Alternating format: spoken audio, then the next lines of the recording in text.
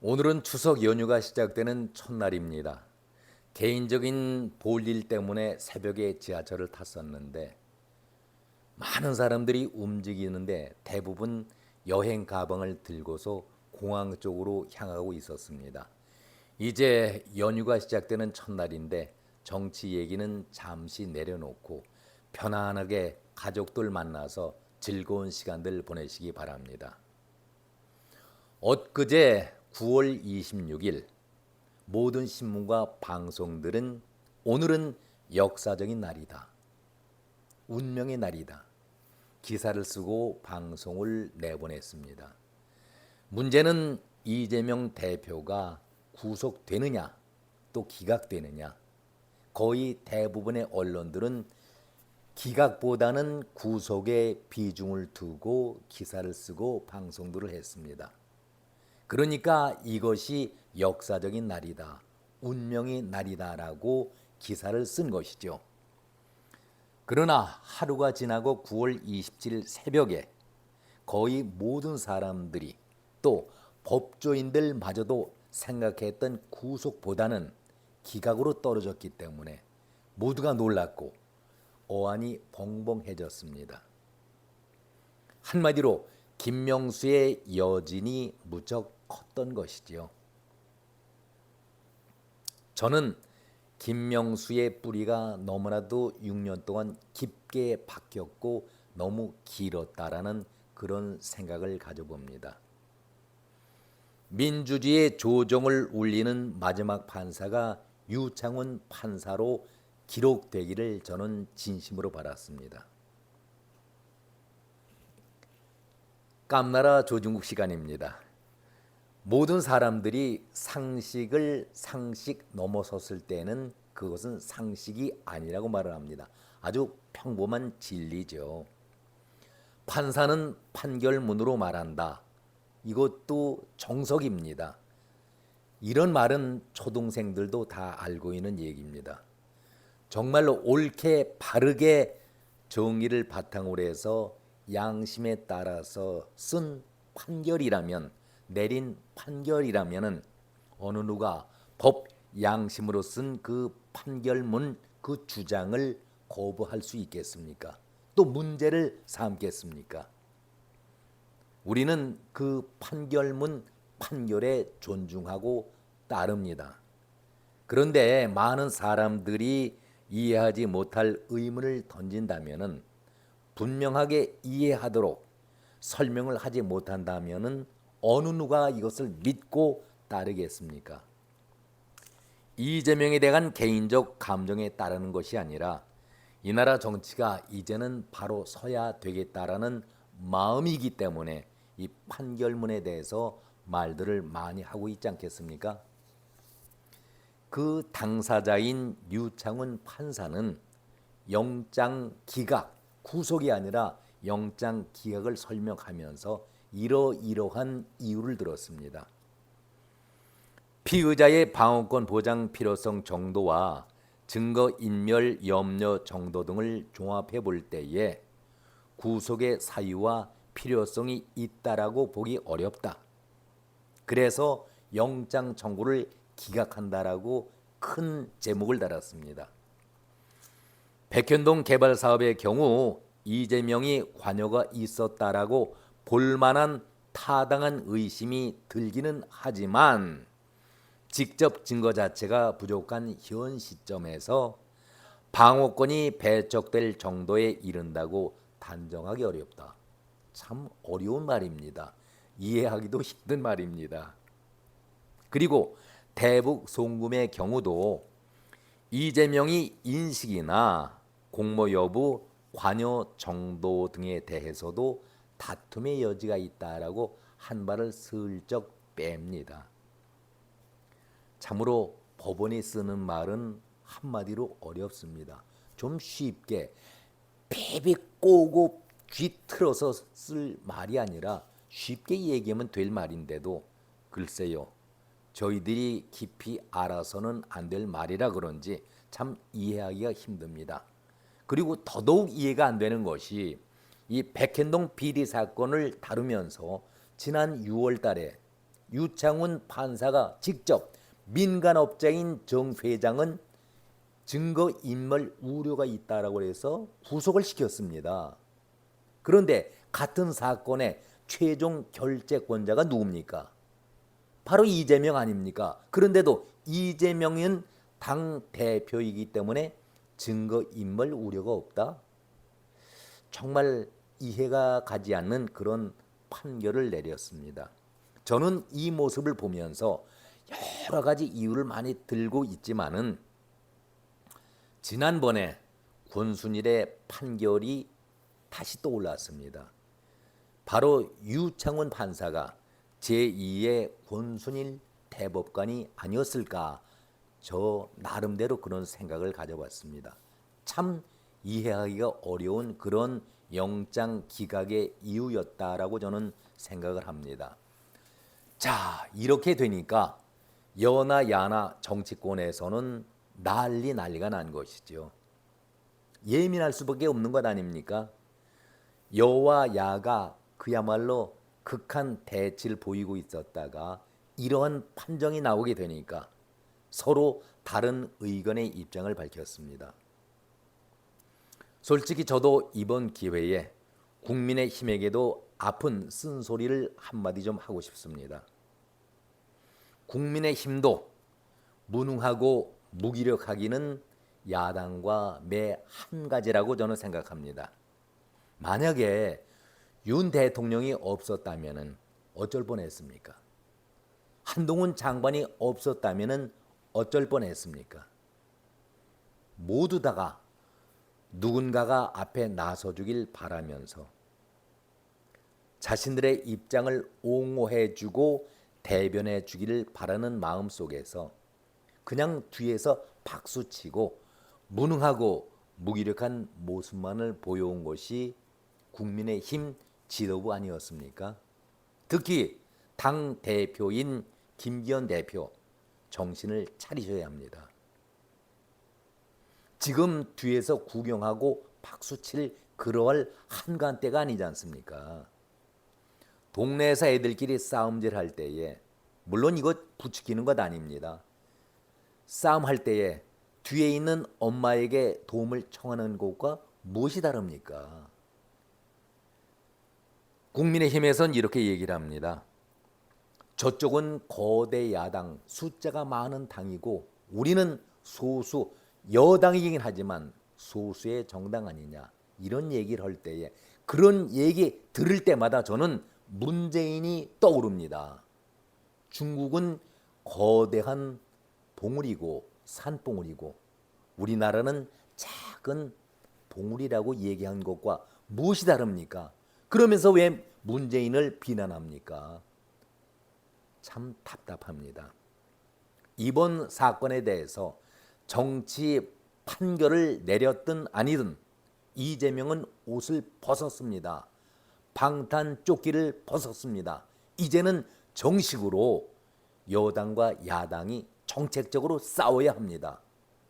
바로 총선거를 앞두고 있기 때문에요.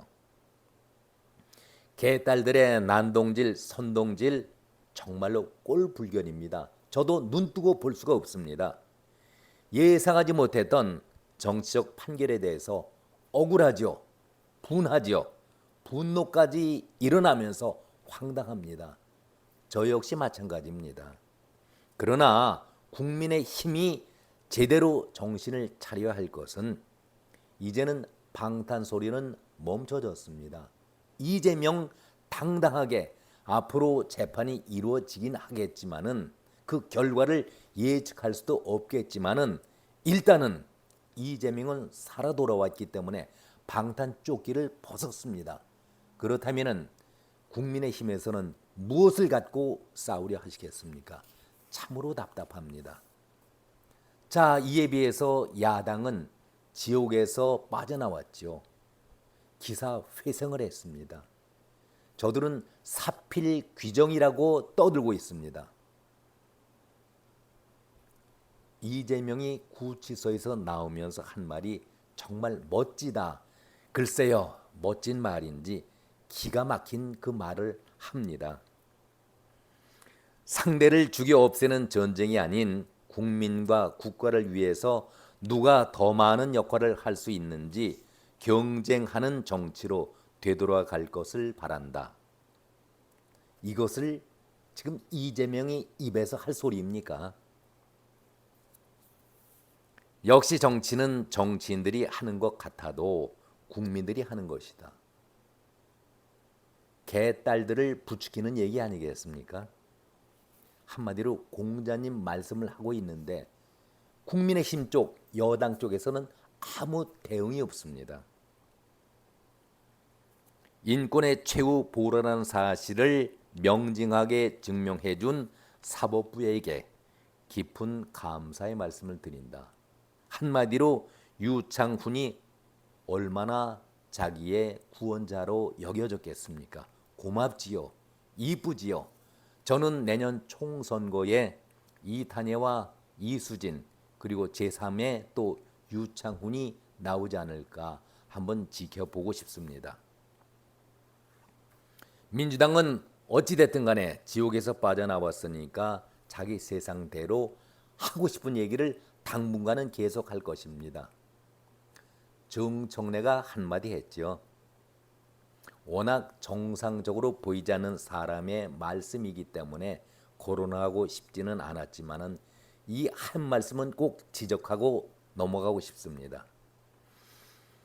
이번에 외상값을 반드시 받겠다. 이번에 외상값을 반드시 받겠다. 정말 웃기는 얘기죠. 자, 외상을 준다면은 반드시 누가 외상지고 물건을 가져갔다는 것을 알고 있을 것 아닙니까?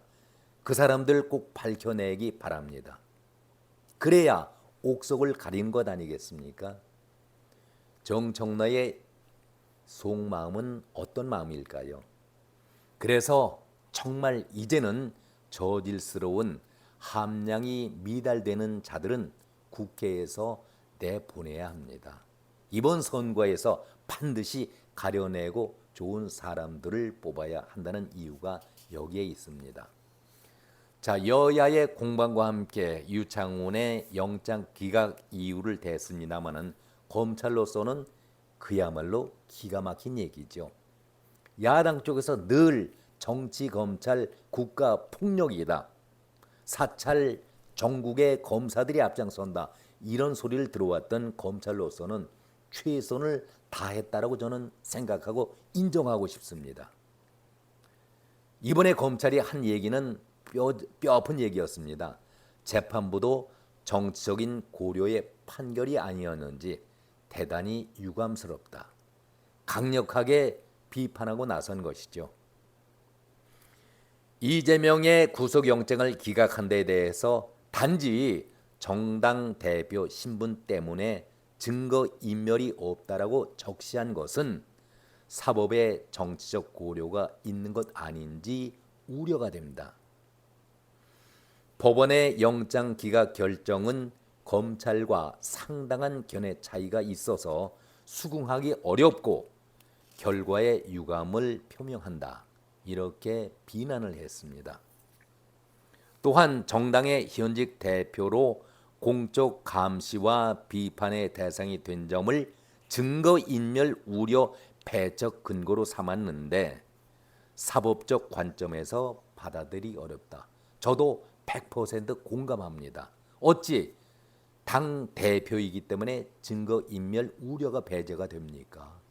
그렇다면 이명박 전 대통령, 박근혜 전 대통령은 어떻게 영장을 받아들였습니까? 구속을 시켰습니까? 설명이 미흡하지요.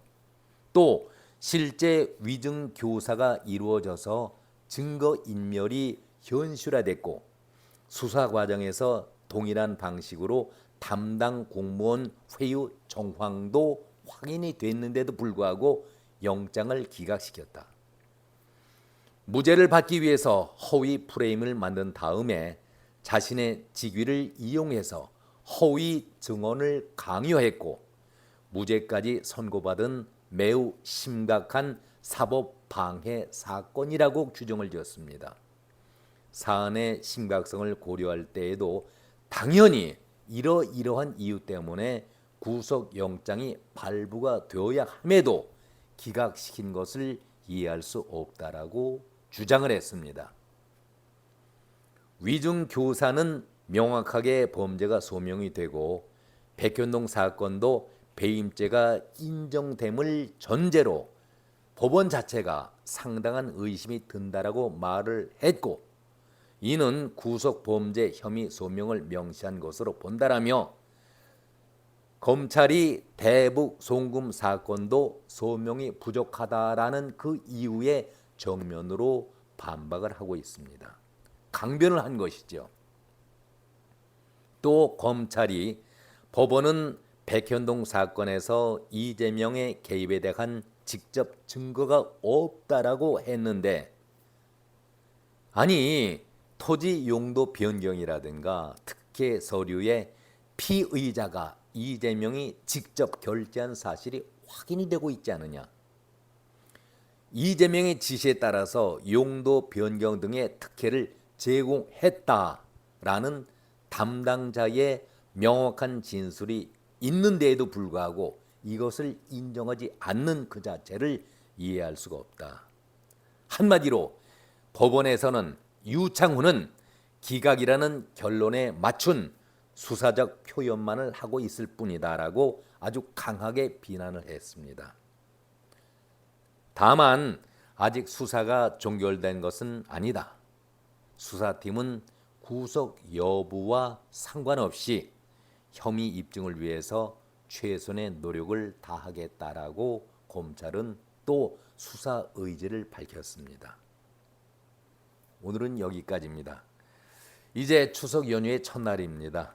무거운 정치 얘기는 잠시 잊고 단란하게 가족들끼리 모여서 즐거운 명절 보내시고 건강하게 특히 사고 없게 오가시면서 연휴를 즐기시기 바랍니다. 오늘 여기서 인사드리겠습니다. 고맙습니다.